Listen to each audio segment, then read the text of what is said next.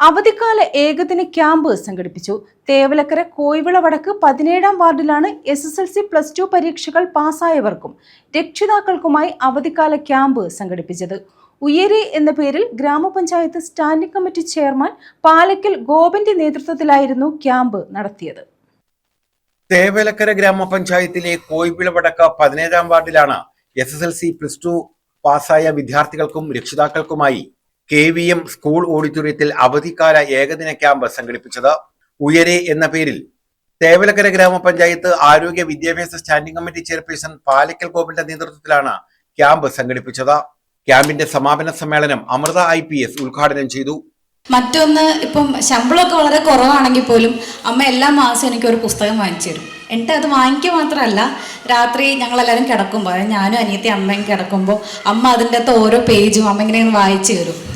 എനിക്ക് വായിക്കാൻ അറിയാത്ത സമയത്ത് ഇങ്ങനെ ഓരോ ചിത്രങ്ങളൊക്കെ കാണിച്ച് കഥകൾ പറഞ്ഞു തരാം. അപ്പോൾ അങ്ങനെ ചെറുപ്പത്തിലെ ഒരു വായനാശീലം എനിക്ക് ഉണ്ടാക്കാൻ കാരണം എൻ്റെ അമ്മയാണ്. ഓരോരോ എൻ്റെ കഴിവുകളുടെ പുറകിലും അമ്മയുണ്ട്.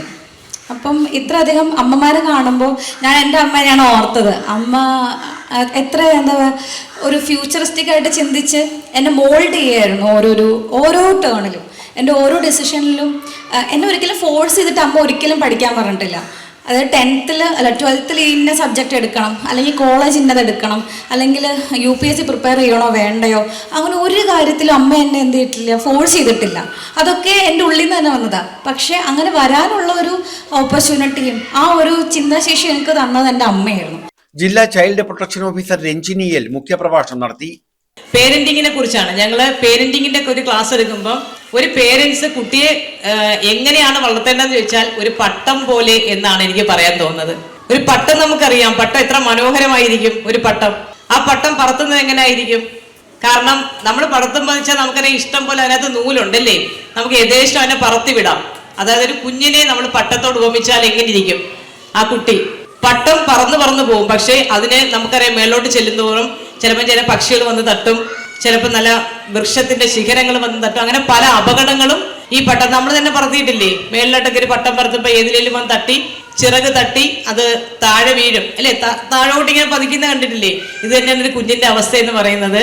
അപ്പം ആ കുഞ്ഞിനെ നന്നായിട്ട് കൊണ്ടുപോകുമ്പോൾ ഒരു പട്ടം പോലെയാണ് നമ്മൾ ചെയ്യുന്നത്. നമ്മൾ അതിനെ യഥേഷ്ടം പറത്താൻ ശ്രമിക്കുക. പക്ഷെ അതിന് വന്നിട്ട് നിൽക്കുന്ന അപകടങ്ങൾ 4 ചുറ്റും നമുക്കറിയാം. ഒരുപാട് അപകടങ്ങൾ ഇപ്പൊ ഇന്നത്തെ കാലത്ത് നമുക്കുണ്ട് കുട്ടികൾക്ക്. അപ്പൊ അതിന് അങ്ങനെ ഒരു അപകടം വരാത്ത രീതിയിൽ കുട്ടിയെ പ്രൊട്ടക്ട് ചെയ്യുക എന്നുള്ളതാണ് നമ്മുടെ ഒരു പേരൻസിന്റെ ഉത്തരവാദിത്വം എന്ന് പറയുന്നത്. Psychologist Shabana Madathil, government of India mentor MC Rajilan, health inspector Preetha, JHI Emmanuel തുടങ്ങിയവർ ക്ലാസുകൾക്ക് നേതൃത്വം നൽകി. സുരേഷ് കോയിവിള, ഷമീർ കോയിവിള, സുമേഷ് കോയിവിള, റമീസ് ചാലിത്തറയിൽ തുടങ്ങിയവർ പങ്കെടുത്തു. SSLC പരീക്ഷയിൽ മികച്ച വിജയം നേടിയ വിദ്യാർത്ഥികളെ ആദരിച്ചു. കുട്ടികൾക്ക് പഠനോപകരണങ്ങളും വിതരണം ചെയ്തു. News bureau, Chavara.